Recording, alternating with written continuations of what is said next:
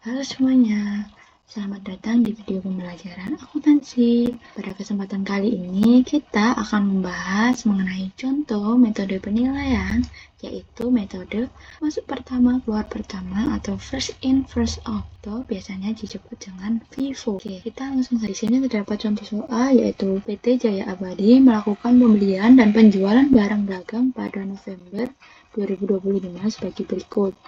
Nah, di sini terdapat transaksi, yaitu tanggal 1 dilakukan pekerjaan awal 100 unit, tanggal 5 dilakukan pembelian 400 unit, tanggal 12 dilakukan pembelian 100 unit, tanggal 13 dilakukan retur pembelian 50 unit, tanggal 20 dilakukan penjualan 250 unit, tanggal 21 dilakukan retur penjualan sebanyak 50 unit, tanggal 25 November dilakukan pembelian sebanyak 200 unit, dan tanggal 30 November dilakukan penjualan sebanyak 100 unit.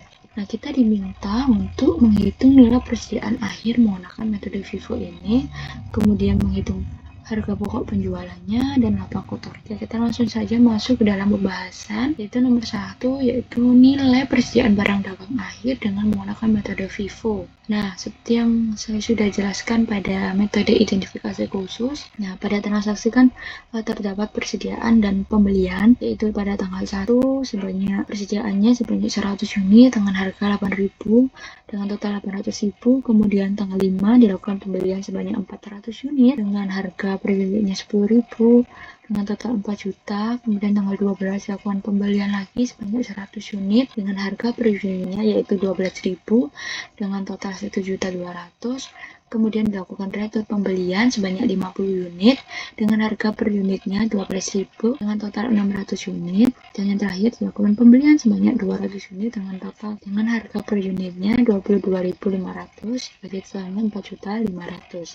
Nah, tadi kan rumusnya yaitu persediaan awal ditambah dengan pembelian ya. Jadi kita hitung kuantitasnya yaitu 100 unit ditambah dengan 400 unit dulu, kemudian ditambah dengan 100 unit, kemudian dikurangi dengan 50 unit karena dia terjadi retur pembelian. Kemudian ditambah dengan 200 unit sehingga mendapatkan 750 unit dengan total yaitu 800.000 ditambah dengan 4 juta ditambah dengan 1.200.000 dikurangi dengan 600.000 ditambah dengan 4.500.000 sehingga mendapatkan total persediaan yang tersedia untuk jual yaitu 750 unit dengan nilai yaitu 9.900.000.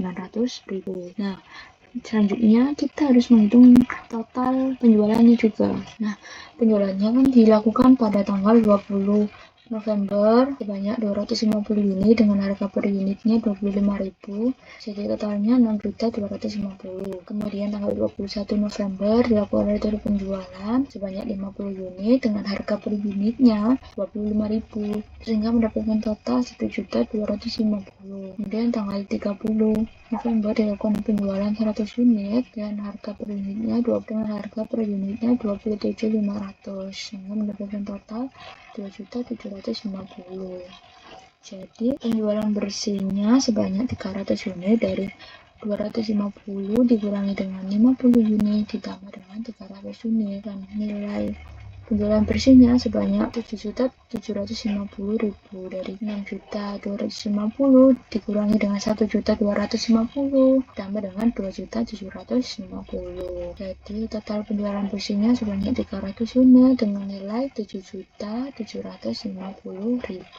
Nah, kemudian kita menghitung nilai unit persediaan akhirnya, yaitu dari barang yang tersedia untuk dijual dikurangi dengan total penjualannya. Nah, ini kan barang yang tersedia untuk dijual sebanyak 750 unit, kemudian total penjualannya sebanyak 300 unit sehingga mendapatkan unit persediaan akhirnya sebanyak 450 unit. Selanjutnya kita harus menghitung nilai persediaan barang dagang akhirnya sesuai dengan soalnya. Nah, kan di sini kan menggunakan metode FIFO ya. Jadi kita asumsikan bahwa barang yang pertama kali masuk itu yang akan pertama kali keluar. Jadi pertama kali masuk pertama, keluar pertama gitu kan. Maka persediaan akhirnya itu kan berada di pembelian akhir. Karena kan kita menggunakan metode FIFO ya. Nah, FIFO ini kan masuk pertama, keluar pertama. Jadi kita ambilnya dari tanggal 1 dulu karena kan persediaan yang pertama dulu yang akan keluar tuh. Jadi kita ambilnya di tanggal 1 dulu. Nah,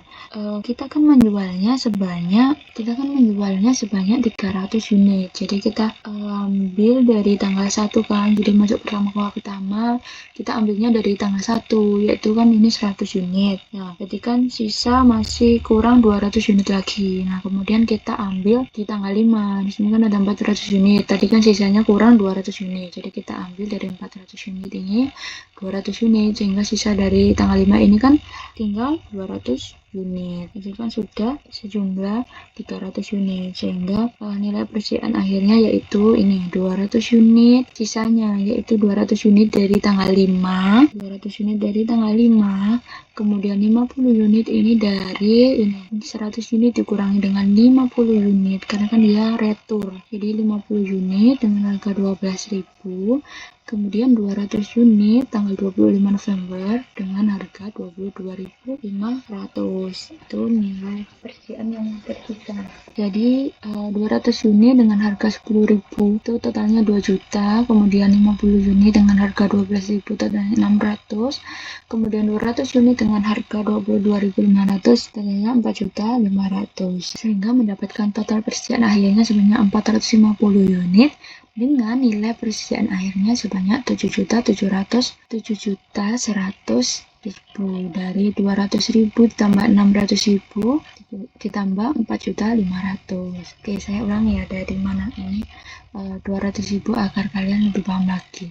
Nah, kan kita menjual menggunakan metode FIFO ya, jadi masuk pertama keluar pertama. Nah, kalau kita menjualnya sebanyak 300 unit, jadi kan masuk pertama keluar pertama. Jadi kita ambilnya dari tanggal 1 karena kan dia persediaan yang pertama. Jadi kita ambilnya tanggal 1 yaitu 100 unit. Nah, 300 unit kemudian ambil tanggal 1 100 unit, kan masih tersisa 200 unit lagi kan. Nah, kemudian kita ambil di tanggal 5. Nah, di tanggal 5 ini ada 400 unit. Kita ambil 200 unit karena kan sisanya 200 unit. Jadi sisa dari tanggal 5-nya kan 200 unit. Nah, jadi kita tulis di sininya di nilai persediaan barang dagang akhirnya 200 unit dari sisa tanggal 5 dengan harga per unitnya 10.000. Jadi totalnya 2 juta. Kemudian 50 unit dari 100 unit ini dikurangi dengan 50 karena kan dia terdapat retur.